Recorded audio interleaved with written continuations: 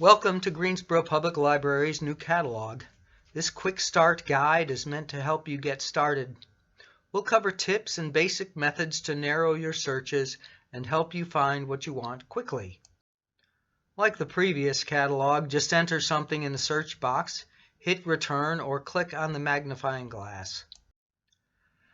Let's say I'm working on a research project about the suffragist movement. I enter 19th Amendment in the search box. I only get 9 results. I will need to try other search terms to get a broader range of results. Suffragist gives me 12 results. Suffragette yields 24 results. The new catalog will give you suggestions. I entered robots, and one suggestion was cool robots. 5 results came back. That's a pretty manageable number. You can limit results in a variety of ways: which branch or branches, what type of material, specific author or age group. Let's look at location or branch.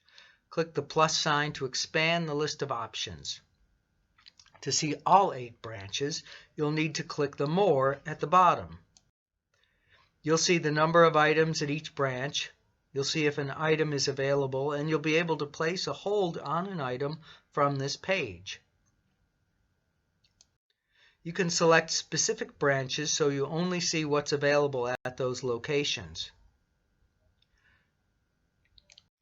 Material type refers to whether it's a printed book, e-book, audiobook, DVD, etc. You may also limit results by audience. Subject headings can give you a lot of information, and they really speed up your search. If you get a lot of results, then consider a subheading to help manage your lists.